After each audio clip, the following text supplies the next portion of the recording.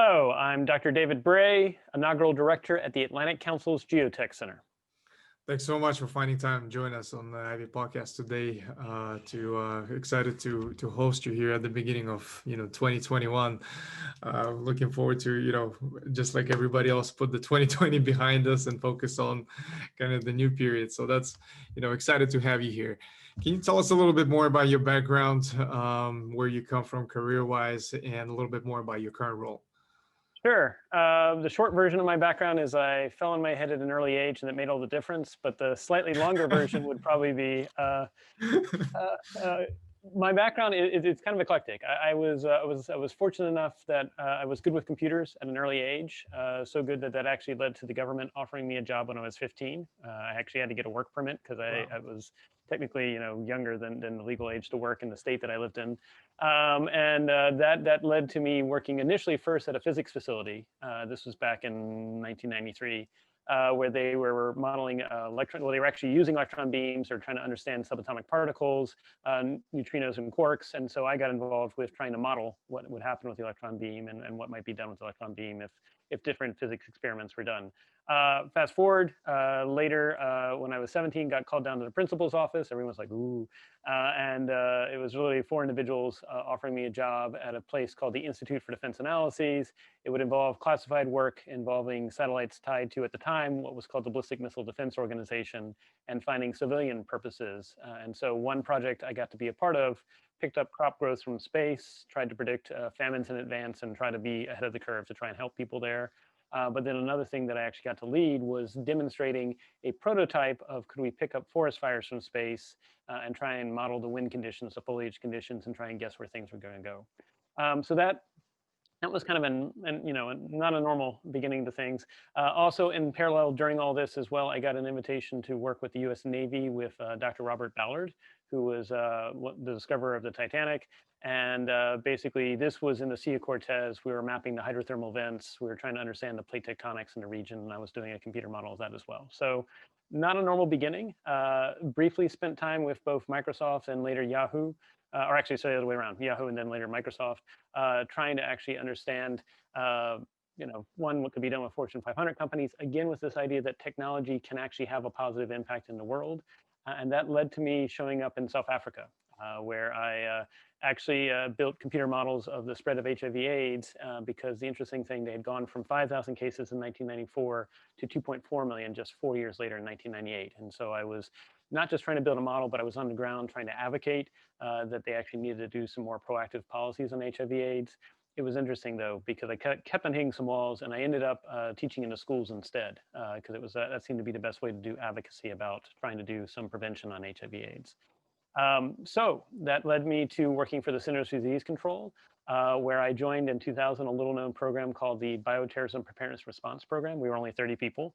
And every 6 months or so, we were told we didn't need to exist. We were a Cold War relic.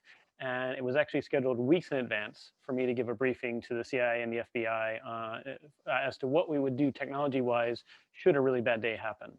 That briefing just happened to be scheduled for September 11th, 2001 at 9 o'clock in the morning, which unfortunately, as we all know, tragedy hit on 8:34. The world changed. We literally piled computers into cars and dealt with the response to 9/11. Stood down from high alert on October 1st, briefed the CIA on October 3rd, only to have the first case of anthrax show up 24 hours later. So it was a very busy time. I'll fast forward from there, just saying West Nile virus happened, severe acute respiratory syndrome happened, monkeypox happened, a lot of other things happened. Went and got a PhD after dealing with some of those responses, focusing on how to improve organizational response to disruption using both technology and data. It was interesting at the time. Schools of engineering said, we like your proposal, but we don't understand the people part. And schools of policy said that we like your proposal, but we don't understand the technology part. So it was actually in a business school. And then spent time literally after I graduated, did postdocs at MIT and Harvard, and then went to raise my hand to go to Afghanistan. And you might say, well, why Afghanistan? Well, that seemed to be an interesting challenge of how do you work humanitarian efforts? How do you work with military efforts there to stabilize the region? How do you coordinate across all those? And so it was in some respects to put in place my dissertation's proposal, which at the time, what I wrote about was how do you empower the edge? How do you actually do a team approach, which of course later, of course, we know others have also been echoing that as well, which is great. Came back and continued to ghostwrite papers for about a year and a half on different issues involving technology and the future of work, but also cybersecurity. I remember writing a paper in 2009, 2010 on we need a way to do cyber deterrence because things were only going to get harder and harder as cyber intrusion technologies got democratized. Then became a senior national intelligence service executive, initially doing information sharing to try and prevent terrorism events, but also at the same time protect privacy and civil liberties. That was a non-political position and was quite interesting. More on that later if folks are interested, but it was an interesting challenge that I tried to stand for what I could as best I could. And then got approached to actually serve as the executive director for a bipartisan commission that had 6 Democrats, 6 Republicans reviewing the R&D efforts of the entire US intelligence community. That was interesting because when I was recruited for that role, they did not tell me there had been 3 executives in about 3 months not work out, and I was now number 4. That's what they always tell you. They don't tell you what came before you. And the good news is, year and a half later, we released 4 classified reports, 1 unclassified report with bipartisan praise, and then thought it would be easier to go from having 12 commissioners to 5 commissioners at the Federal Communications Commission, where I parachuted in 2013 into a role as their chief information officer. That was an interesting case where they'd had, I think they had 8 or 9 different acting in different CIOs in different roles over a period of 9 years. And so it was always a good sign when you parachute in that things must be going great. And what I found as I listened to people and tried to understand the lay of the land is that they had more than 207 different IT systems. They were spending more than 85% of their IT budget just to maintain those systems, not even do improvements or anything like that, just to maintain them. And that was obviously a death spiral. And so through the efforts of the entire team, and I really do want to give efforts to the entire team in empowering the edge, in 2.5 years, we turned that around from having things on premise to nothing on premise. We either moved to private hosting or public cloud, and as a net result, got that spin down from 85% to 35% on essentially what was a fixed budget, which was game changing, because then we could actually use that to do new development for the people and the public. Did that for about 4 years. So the good news is I survived much longer than my predecessors, and then joined Vint Cerf with an offer at the People-Centered Internet Coalition, which was back in 2017, was concerned that the internet was increasingly becoming polarized. There were concerns about misinformation, disinformation, and that this was not something that was bringing communities together. And that was a nonprofit. I was the executive director. Behind the scenes, though, also had some opportunities to work with Special Operations Command on the increasing challenges of misinformation, disinformation, and did that for about 3 years before we finally lead to where I am now at the Atlantic Council GeoTech Center, where I got approached to help create and start a new center focusing precisely on how are data and technology efforts changing geopolitics, changing how the world operates, and then vice versa, how is the world being changed by these technologies? And so if anything, I look at my career, it's been exactly that, which is trying to understand how new technologies change the world. Oh, what a background. Congratulations on all the great successes. Well, some of it looks like success. Some of it was doing the best I could. Some of it was some dead ends. Right. History No, is for always sure, making but definitely very diverse backgrounds. Yeah. You've talked, from cybersecurity to government affairs to climate change to, it's great. It's super exciting. So, definitely great to host you here. With taking that context and to where we now, we interview a lot of executives, a lot of, startup founders, very entrepreneurial myself, and can't help but ask you, in terms of the current trends or the different ideas that really excite you these days, from your standpoint, what are you currently researching? What do you think is the next big thing in the next period? Share with us any of your thoughts and your ideas.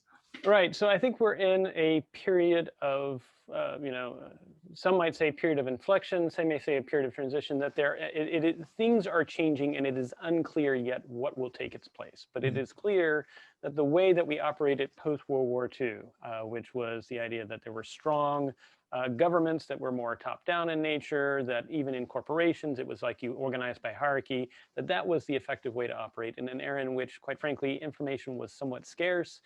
Communication was laggy. It took time to do coordination, and so you organize for that. Well, that's no longer the case. I mean, we are now facing a world where there's anywhere between 35 to 45 billion network devices on the planet. relative to 7.7 billion human beings. So we humans are the minority on the planet relative to network devices.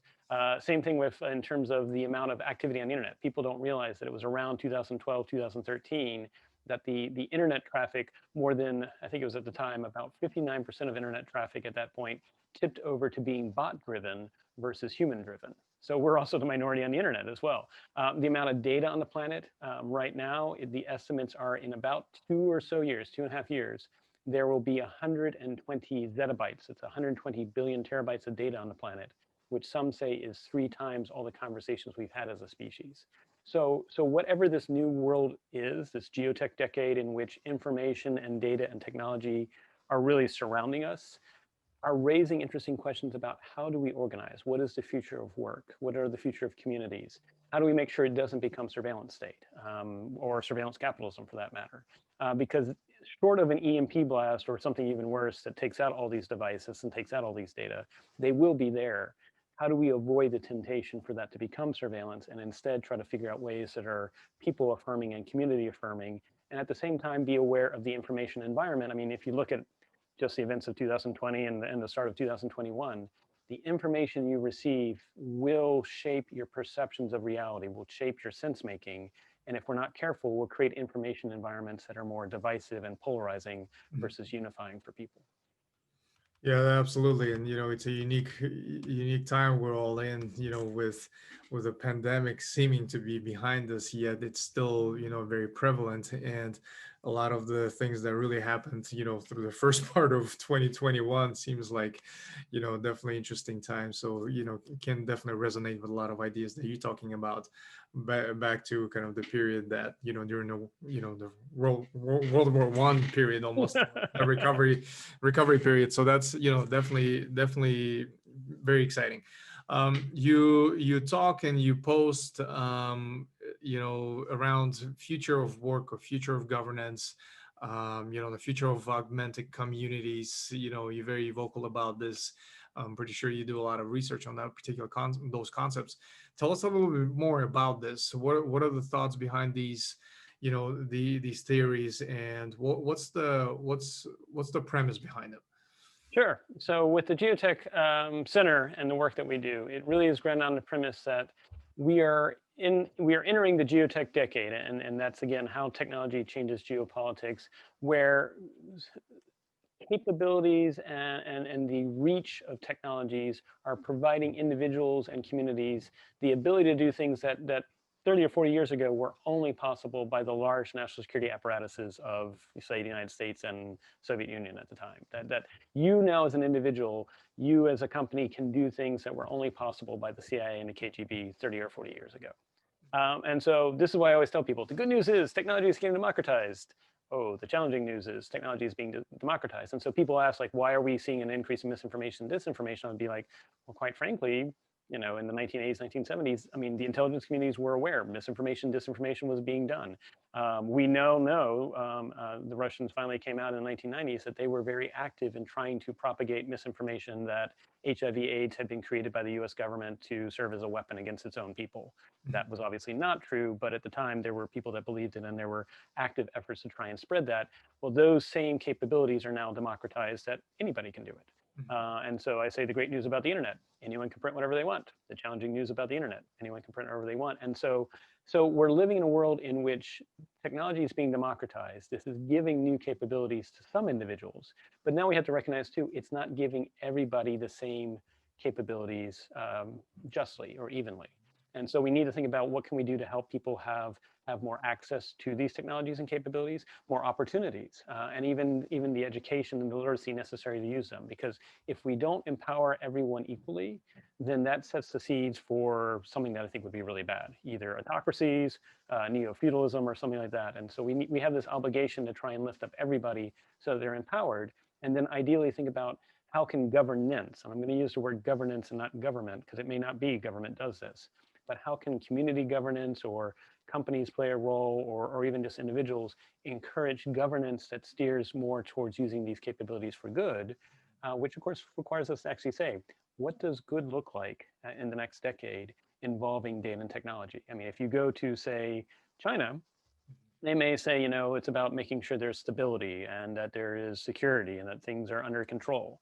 Well, okay, but that also may mean that you are now acquiescing to surveillance and having everything monitored. Here in the United States, I don't think we'd have that same answer.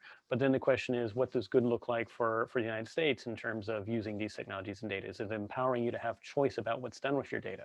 Well, what does that look like? How does it actually play itself out? Do you have a digital assistant? For Europe, of course, we know they've planted the flag and said GDPR, General Data Protection Regulation. It's wherever a European individual goes, you must treat them as if they're in Europe, even if they're not in Europe, which is kind of interesting because I'm waiting for the train wreck to occur where Europe says GDPR, give people privacy, even if they're in your country, and China is saying, well, wait, our rule is all your data belongs to us because it's for our stability and security. That seems to be an interesting contrast between what Europe is saying and China. So what if someone's in China? Which one do you apply?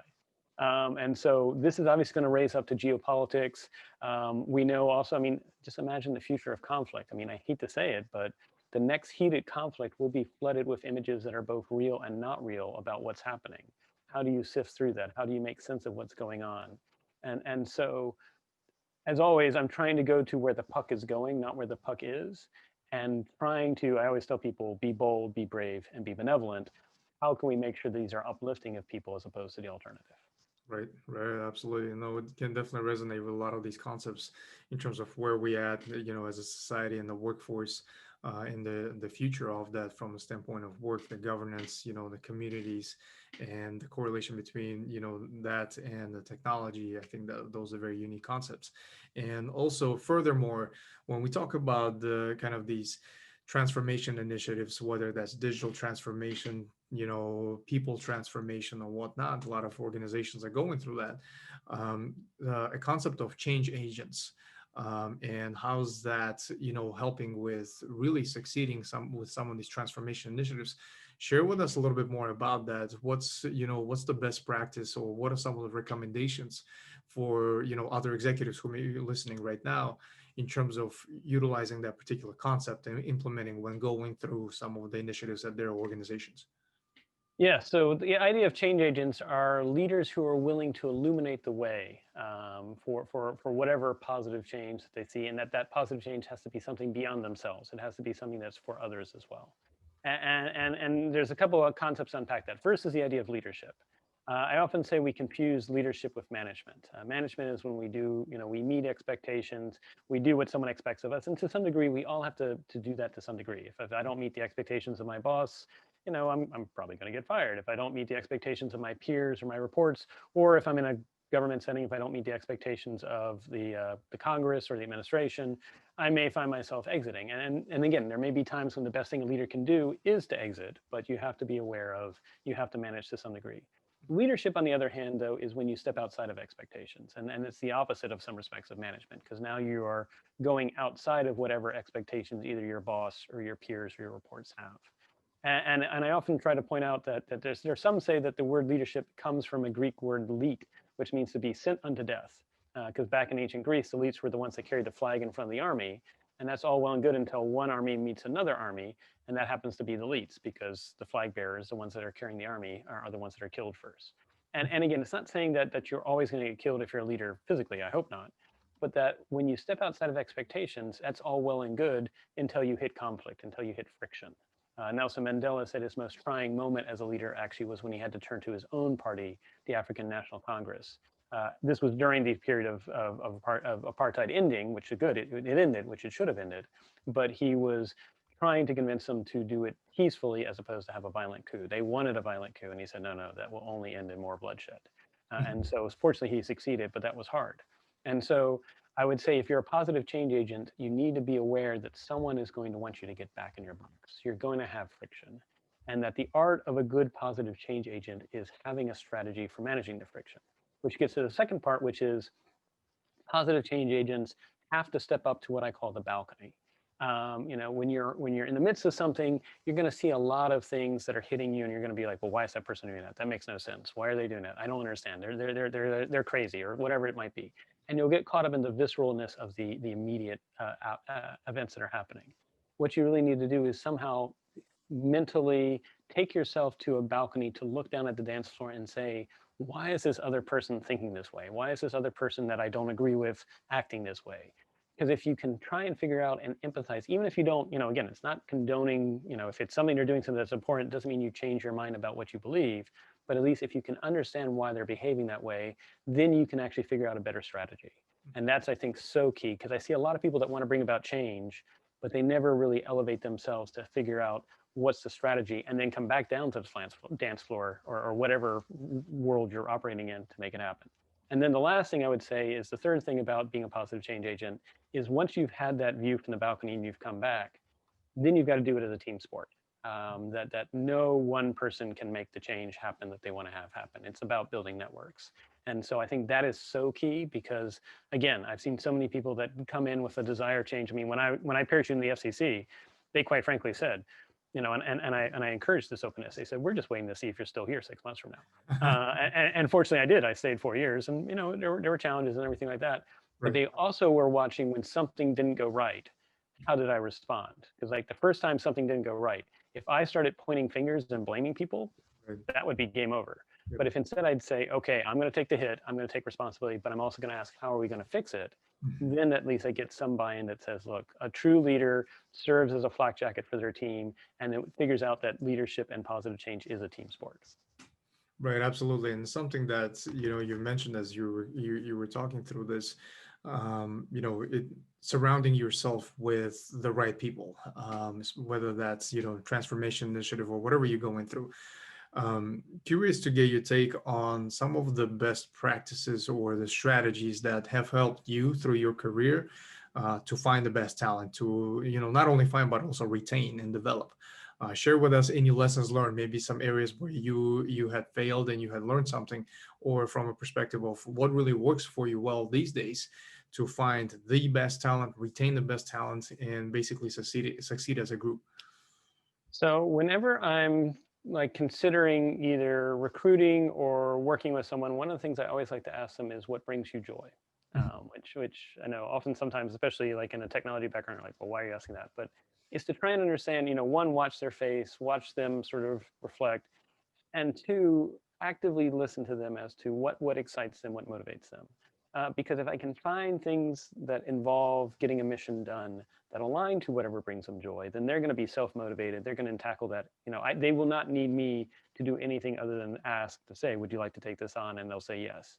And the reality is there's just so much work that needs to be done, often in a crisis management or change situation, that you can actually help put people where they need to go. And I think the art of a good leader is, okay, how do I take the different team that I have and actually build something that's stronger than the sums of anyone? So I think the first step is ask people what brings them joy and use that as a way to reflect. The second is give people, when you're dealing with someone that maybe you're not quite sure initially about their talents or their gifts or where they really are, give them 6 weeks to see what they can do.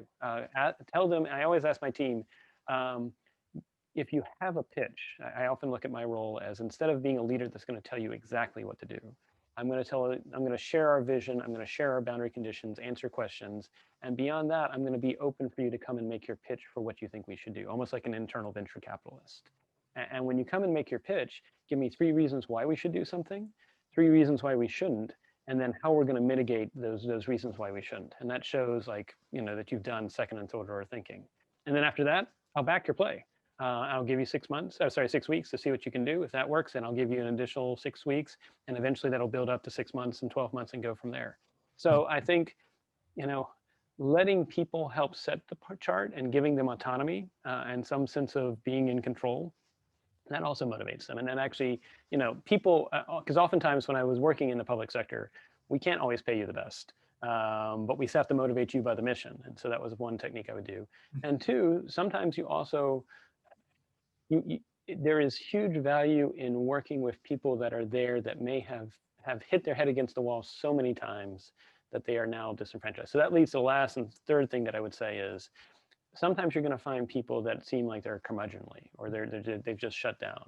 And it's not, and I would encourage people not to write those people off. One, listen to them because there may be value in whatever they're curmudgeonly about. But then two, trying to figure out what made them curmudgeon. And so I can remember once there was a time when I had this meeting with everybody where I said I can only ask questions for the next hour. I'm just going to listen, but I can only ask questions. And about towards the end, somebody said, I have a beef. And I said, tell me more.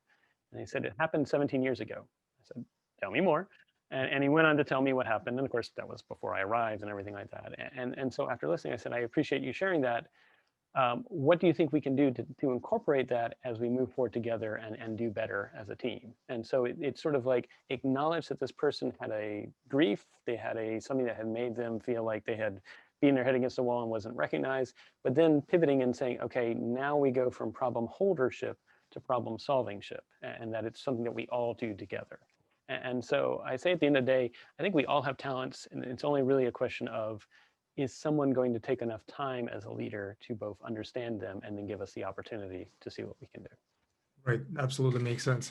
And last but not least, what are your sources of information and learning? What do you read? Who do you follow? Who do you subscribe to? Any books that you can recommend? Share with us, your content diet. Yeah, so that's an interesting question, because I find that again, it goes back to the idea that the amount of data on the planet is growing exponentially. I find myself almost having to be judicious in where I choose to put things. And I am increasingly, it's interesting, I'm going back to old school. I've done social media and everything like that. I'm just finding that increasingly I need to do intentional listservs, because in some respects, the nice thing about a listserv is no algorithm is deciding what I see or not. It's the people on the listserv just posting. And I try to subscribe to different listservs of different things, whether it's about tech or about policy or about what's happening in the world. And I intentionally try to pick groups that are diverse. So if I'm only hearing from peers that I always agree with, and I'm like, there's not a lot of value in this. I want to hear people that are going to challenge me, that are in a respectful way, but they're either going to have different views internationally or different views tech-wise or different views policy-wise. And so I would say, if you're still on social media, then I would say make sure you try to ensure that the algorithms are giving you diverse perspectives versus views that re-amplify your echo chamber. Alternatively, go to email, which doesn't have recommendations by algorithms, and actually form a community. One thing I did when I came back from Afghanistan in 2010 was I started a series of virtual meetups. They were they were actually in-person meetups that became virtual as well.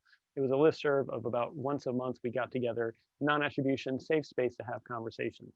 We're doing the same thing now online, even though we can't get together during COVID-19, and it's a non-attribution space to have those conversations as well.